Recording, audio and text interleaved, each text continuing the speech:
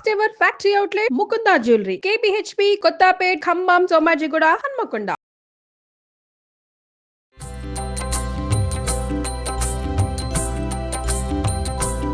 ఒక్కసారి రథసప్తమి స్పెషల్. ఒక్కసారి రథసప్తమికి సూర్యారాధనలో భాగంగా ఈ రోజున పూర్తిగా ఉత్తరం వైపుకి వాలిపోతాడు సూర్యుడు. అన్ని డిగ్రీలు వచ్చేస్తాడు అన్నమాట. కానీ చూడండి, ఎప్పుడు స్టూడియోలో ఉండే కన్నా బయటకు వస్తే పక్షుల అరుపులు, కేకలు, కిలకిలా రావాలి. ఎంత బాగున్నాయో. చక్కగా దీన్ని అలంకరించుకోవటం ఈ రథాన్ని. ఇంకా పువ్వులు, నువ్వు ఇంకా పువ్వులు పెట్టి పువ్వులతోటి ఏం చేసినా చెయ్యొచ్చు. ఆనంద కర్పూర నీరాజనం దర్శయామి ఏకాంతాయ కళ్యాణి దేవి చేర్చినాము. సుమన్ టీవీ ప్రేక్షకులందరికీ నమస్కారం. ఈరోజు నేను రమ్మగారు రథసప్తమి స్పెషల్ పాయసన్నం మీ అందరికీ చేసి చూపిస్తున్నామండి. ఎప్పుడు మనం వీడియోల రూపంలో రథసప్తమికి ఎలా ఉండాలి, ఏం చేయాలి, పూజా విధానం ఇవన్నీ మాట్లాడుకుంటూ ఉంటాం కదా. ముఖ్యంగా పాయసన్నం అది డైరెక్ట్గా చేసి చూపిస్తున్నా. నమస్తే రమ్మగారు. నమస్తే జయ. మొత్తం రెడీ చేసినట్టున్నారు కుంపటితో సహా. అంటే మామూలుగా దాల్ పెడతాము, ఇలా మన బాల్కనీలో మాడాల మీద దాల్ పెట్టి కింద వాళ్ళు గోల్ చేస్తారు. కుంపటి సేఫ్ అని కుంపట్లో పెట్టుకుంటాం. ఇదిగో మన కుంపటి సిద్ధంగా ఉంది. ఓకే అండి. ఈ కుంపట్లో ఏం చేద్దామంటే మంచి పర్ఫెక్ట్ ఆవు పిడకలు ఉన్నాయి మన దగ్గర. ఓకే, వీటిని పేర్చేద్దాం. మొదట కుంపటి వెలిగించుకుని చేయటం మామూలుగా నేను ఎప్పుడు చేసేదే. నేనేం చేస్తున్నానంటే శాస్త్రానికి 2-3 ఆవు పిడకలు పెట్టి కొంచెం ముందుకు కింద బొగ్గులు పోసేసుకుంటున్నాను. సరే, ఇవాళ మనం వీడియో కోసం చేస్తున్నాం కాబట్టి పూర్తి పిడకలు ఇంటి దగ్గర అట్లా చేస్తాం. ఊర్లో అట్లా చేసేవాళ్ళం. చిన్న చిన్న ముక్కలు చేస్తే మనకి ఏంటంటే చకచక ఇది. రథసప్తమి స్పెషల్ ఇది కదా రమ్మగారు. మీ కింద ఒక పెద్దది పెట్టి అది పెట్టు, చిన్న చిన్నవి పెట్టి మనకి అంటుకుంటాయి. చాలా ఇంకొకటి 2 చిన్న చిన్నవి ఈ గ్యాప్లు పూర్తి చేస్తే కొంచెం కర్పూరం పెట్టి వెలిగించుకోవచ్చు. మామూలుగా ఇది వరకు దేవుడు ఇది కాకుండా పాయసం కాకుండా మనం ఇంకేదైనా చేయదలుచుకున్నాం అనుకో, ఏ పాలు కాచుకుంటాము దానికి కింద నుంచి కొబ్బరి పీచు గానీ ఇక్కడ ఒక గ్యాప్ ఉంటుంది కుంపటికి. ఇది కొబ్బరి పీచు అంటించి ఇక్కడ పెడితే నిదానంగా మంట పైకి వచ్చి అవన్నీ అంటుకుంటాయి అనమాట. బొగ్గులు కానీ వేస్తే న్యూస్ పేపర్లు కూడా పెట్టేసేయచ్చు. మనం ఇది దేవుడి వ్యవహారం చేయబోతాం కాబట్టి కొంచెం కర్పూరాన్ని అటు ఇటు 4 బిళ్ళలు సర్దేసి ఇక్కడ 2-3 బిళ్ళలు వేసుకోవటం. తర్వాత ఏం చేయాలంటే ఇంక చాలు, ఇది అంటుకోవటానికి వీలుగా ఒక చిన్న గూడు లాంటిది కట్టాలన్నమాట. కట్టేస్తే మనకి గాలికి అవునవును అంటుకోవాలి కదా. కుంపటి రాసుకునే లోపల మనం కొంచెం ముగ్గేసుకుని చిక్కుడుకాయలు రథం చేసుకుని కుంపటి కాగా ఇది టైం తీసుకుంటుందండి. ఇది అంటుకోవాలి, మనకి పాయసం ఉడకాలి. ఉన్నాయి కదా, ఈ లోపల మనం మిగిలిన పనులు చేసుకోవచ్చు. అలాగే రమ్మగారు. ఒక్కసారి రథసప్తమి స్పెషల్. ఒక్కసారి రథసప్తమికి సూర్యారాధనలో భాగంగా ఈ రోజున పూర్తిగా ఉత్తరం వైపుకి వాలిపోతాడు సూర్యుడు. అన్ని డిగ్రీలు వచ్చేస్తాడు అనమాట. ఇవాళ నుంచి నడక చాలా స్పీడ్ ఎక్కుతుంది. ఇప్పటికే మనకి ఎండ వచ్చేసింది. అవును, ఇంకా బాగా ఎండలు ఎరిగిపోతాయి.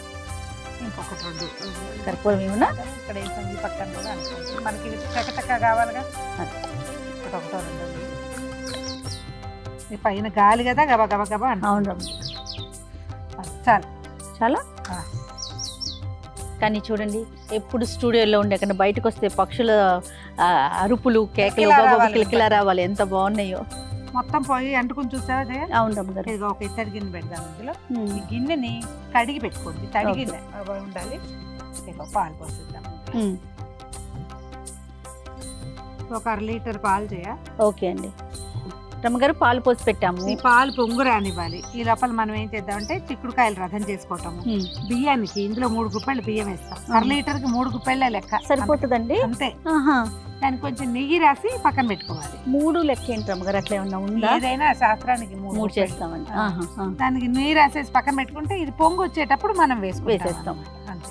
పొంగి పొర్లి కుంపట్లో పడిపోకర్లా, పైకి వచ్చినప్పుడు వేసేస్తే సరిపోతుంది. మరి మనం రథం చేసేసుకుందామండి రమ్మగారు.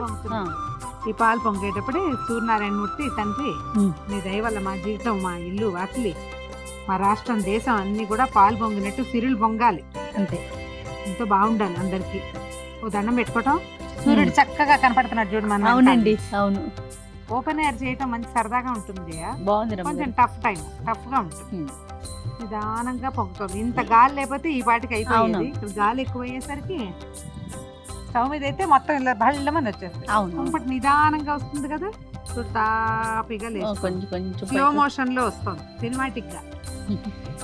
వేసేయండి అమ్మగారు. ఒకటి మళ్ళా రెండో పొంగు రానిచ్చి రెండోది వేస్తాం స్టవ్ మీద అయితే. కుంపటి కాబట్టి అంత రాకపోవచ్చు, అందుకని వేసేస్తాం.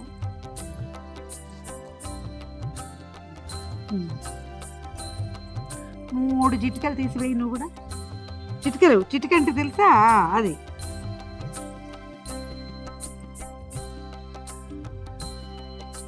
దీని మీద మూత పెట్టి తాపీగా నిదానంగా ఉడకనిద్దాము. ఈ లోపల మనం పూజ ఏర్పాటు చేసుకుంటాం. అలానే రమ్మగారు. బియ్యం అన్నం ఉడికిపోయింది అనిపిస్తుందా? అవునండి, దగ్గరకు వచ్చేసింది కదా. మెతుకు ఉడికిపోయినాక ఏమైనా చూడు, మన మామూలు పరమాన్నానికి బాగా చిమడు ఉడికిపోతుంది అన్నం. అవును చూడండి. రథసప్తమి పాయసం మాత్రం ఒక రవ్వ బిరుసు ఉంటుంది. పూర్తి పాలతోటి ఉడికే అన్నము టైం పడుతుంది. అవును, కొంచెం తడి ఉండగానే బెల్లం వేసేద్దాము. 3 గుప్పెళ్ళు అన్నం వేసాం, బియ్యం వేసాం కదా. అవును, 3-4 గుప్పెళ్ళు అయినా వేసుకోవాలి బెల్లం. అవును, కొంచెం ఎక్కువ వేయాలి కదా. వేసేస్తాం. వేసేయండి. మామూలుగా మనం కరగబెట్టి వేసుకుంటున్నాం. కొంచెం మంచి బెల్లం చూసుకుని వేసుకుంటే ఇది విరిగిపోకుండా ఉంటుంది. అవును, ఒక్కసారి పైకి కిందకి కలిపేసి 4 నిమిషాల పాటు ఉండనిస్తే అదే నిదానంగా కలిసిపోతుంది. పాయసం పూర్తిగా పక్కన నెయ్యి ఉంది చూడు, కొంచెం అందుకు కొద్దిగా నెయ్యి వేద్దాం చేయ. ఇందులో మనం ఏలకొళ్ళు అవేమి వేయం కదా, నెయ్యే పొయ్యి మీద ఉండగా వేయటం, మళ్ళీ దింపాక మళ్ళీ ఒక నెయ్యి చొక్కేసి చూపించాం. ఈ లోపల మనం చిక్కుడుకాయలు రథం చేసుకుందామా. అట్లానేనండి. 7 గుర్రాలు సూర్యుడికి, అందుకని 7 చిక్కుడుకాయలు సమాన సైజులో 2 మొదటి పుల్లలు మనకి కావాలి. మనకి 4 కావాలి రథం కోసం అండి. ఇవి పూచిక పుల్లలు చేయ, టూత్పిక్స్ తోటి కూడా చేసుకోవచ్చు. అవి ఈవెన్ సైజులో కూడా ఉంటాయి. గుచ్చటం కాయలు. ఇప్పుడు వీటి కూడా ఇది ఎటు పెట్టామో దీన్ని కూడా అట్టే పెట్టుకోవాలన్నమాట. గింజలోకి గుచ్చితే గట్టిగా ఉంటాయి. అవును, పండలో కాకర. ఇది రథం అంటే రథం షేప్ లో ఏం చెయ్యం. శాస్త్రానికి ఈ చిక్కుడుకాయల రథాన్ని చేస్తాం అన్నమాట. 7కి లెక్కేంటి అమ్మగారు? 7 గుర్రాలు, ఆయన గుర్రాలని. సప్తాశ్వరథమారూఢం ప్రచండం కశ్యపాత్మజం అని చెప్తారు.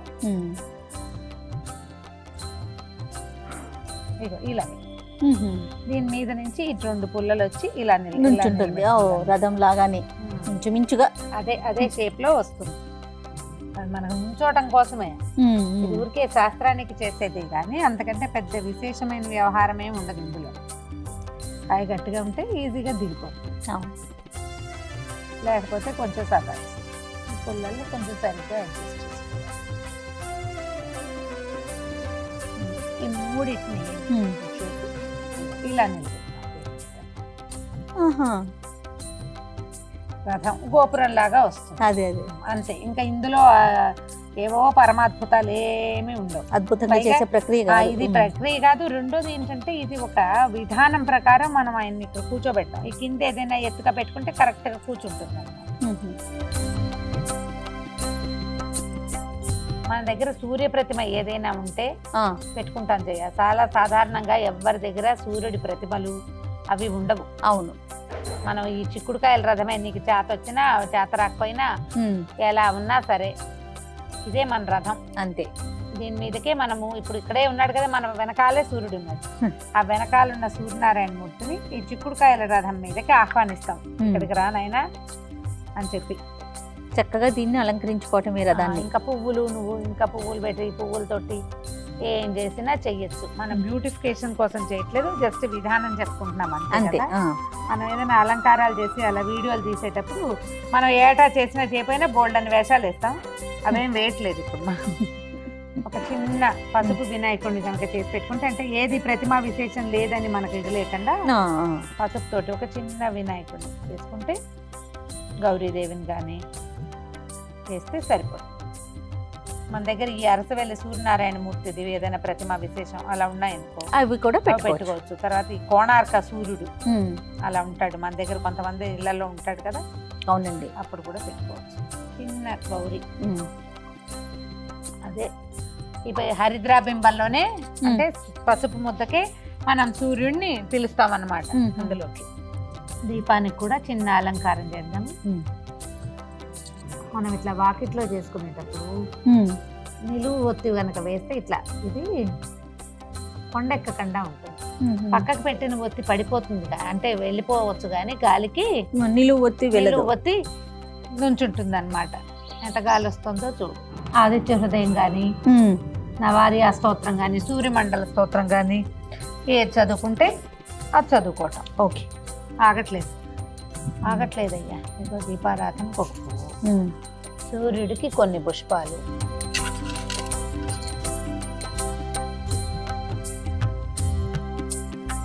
సర్వదా జయమంగళం తదేవ లగ్నం సుదినం తదేవ తారాబలం చంద్రబలం తదేవ విద్యాబలం దైవబలం తదేవ లక్ష్మీపతే తేంగ్రేగం స్మరామి. గురుర్బ్రహ్మ గురుర్విష్ణు గురుదేవో మహేశ్వర గురు సాక్షాత్ పరబ్రహ్మ తస్మై శ్రీ గురవే నమః. లాభస్తేషాం జయస్తేషాం కుతస్తేషాం పరాభవః ఏషాం ఇందీవరస్యామో హృదయస్థో జనార్దనః. సర్వమంగళమాంగళ్యే శివే సర్వార్థసాధికే శరణ్యే త్రయంబకే గౌరీ నారాయణి నమోస్తుతే. శ్రీలక్ష్మీ నారాయణాభ్యాం నమః. ఉమామహేశ్వరాభ్యాం నమః.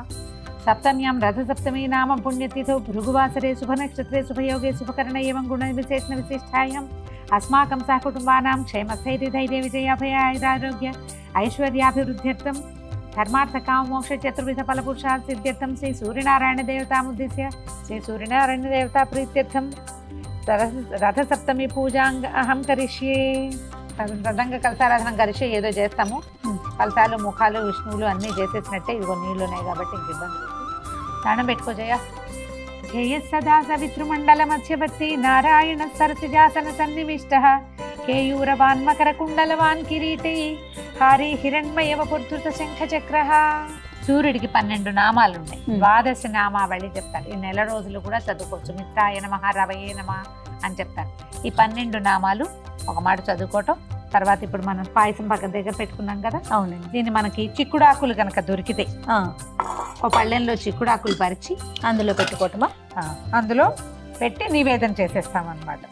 ఈ సీజన్ వచ్చేసరికల్లా చిక్కుడాకులు ఒక రకంగా అవుతాయి జబ్బుగా. అవును రమ్మగారు, ఎక్కడ చూసినా ఇలానే కనిపిస్తా ఉన్నాయండి. 5 ఆకుల్లో పెడతాం జయ, 7 ఆకుల్లో పెట్టుకుంటాము అట్లా అన్నమాట.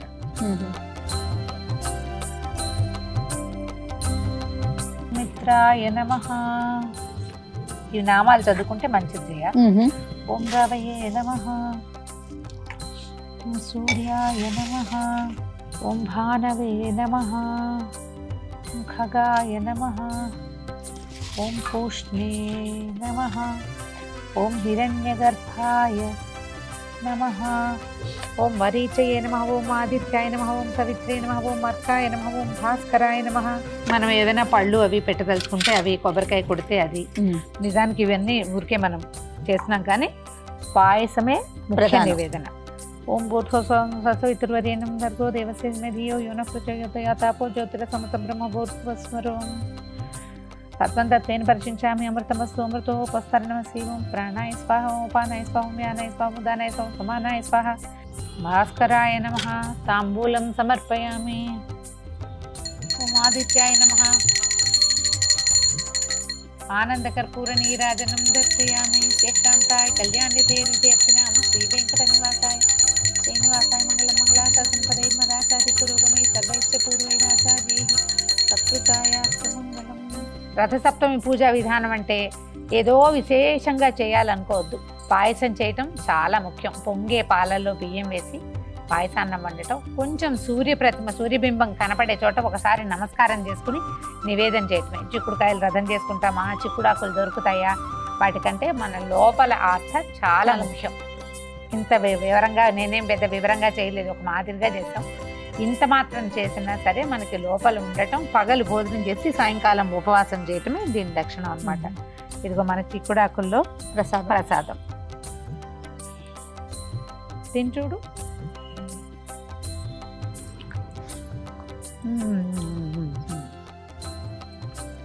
కుంపట్లో చేసిన ప్రసాదం.